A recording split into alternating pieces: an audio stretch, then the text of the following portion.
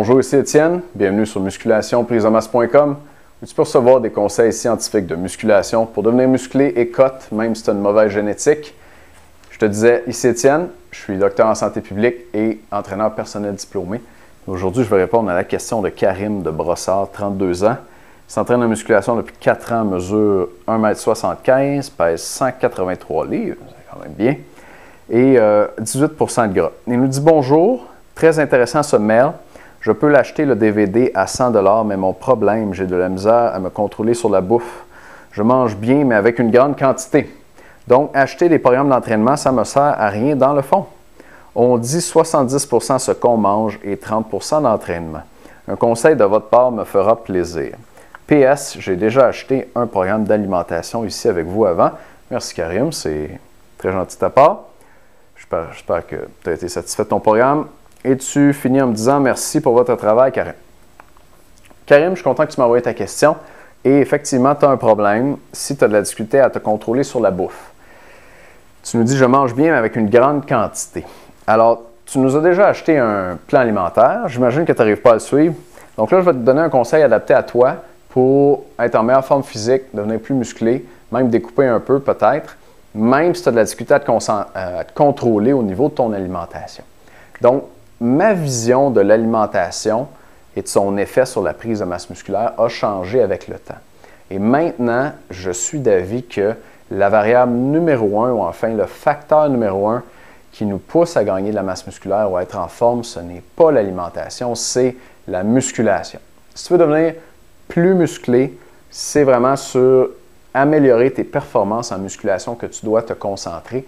Et c'est ça qui pourrait te permettre de devenir musclé et découpé, même si tu manges en grande quantité. Je m'explique. Si ton stimulus d'entraînement est assez fort, tu vas dire à ton corps de se développer, de devenir une machine pour mieux déplacer les poids, les charges que tu déplaces quand tu t'entraînes, mieux peut-être courir ou faire du vélo à haute intensité, du vélo rapide, et devenir, dans le fond, une machine de performance humaine.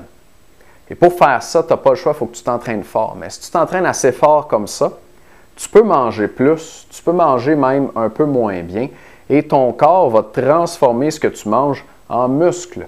Et il va l'utiliser pour construire cette machine-là que tu lui demandes de construire.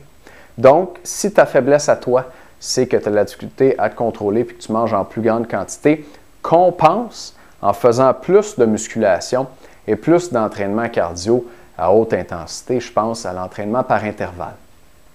Donc, quand tu fais ta musculation, tu veux augmenter ton volume d'entraînement principalement, plus d'exercices, plus de séries et répétitions. C'est bon de rester à 12 et moins, là.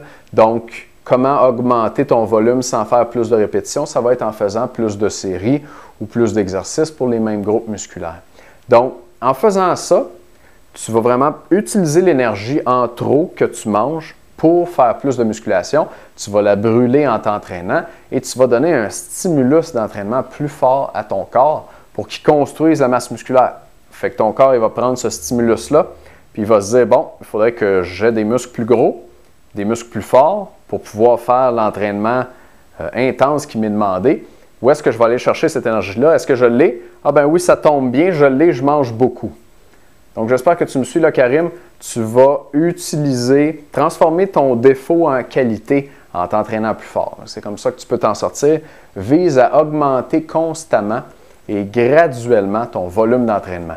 Si tu as l'habitude de t'entraîner 45 minutes, 6 exercices, 3 séries chaque, tu ne fais pas 1h30 là, demain matin. Tu ne doubles pas du jour au lendemain. À chaque entraînement, tu essaies d'en faire un petit peu plus. Mais oui, ça pourrait être une bonne cible, 1h30 d'entraînement à la fois au lieu de 45 minutes. Si tu es là, tu devrais avoir une bonne différence là, en doublant ton volume d'entraînement comme ça. Voilà, j'espère que j'ai bien répondu à ta question, Karim. Si tu en as d'autres ou si tu me regardes peut-être pour la première fois puis tu veux m'envoyer tes questions de musculation ou recevoir mes autres trucs de musculation par vidéo comme ça, regarde ici à l'écran, je vais essayer de mettre une boîte où tu peux cliquer. Sinon, regarde dans le texte en dessous du vidéo. Et va sur mon site web musculationpriseamasse.com, laisse-moi ton courriel, je vais t'envoyer mes prochains conseils de musculation et tu vas voir comment me poser ta question de musculation à toi. Cette semaine, on a aussi un ensemble de DVD avec 45 trucs de musculation pour gagner des bras plus vite, pour faire grossir tes bras plus vite. Tu vas recevoir l'information par courriel aussi. C'est en spécial cette semaine jusqu'à dimanche soir. Merci de m'avoir écouté. À la prochaine.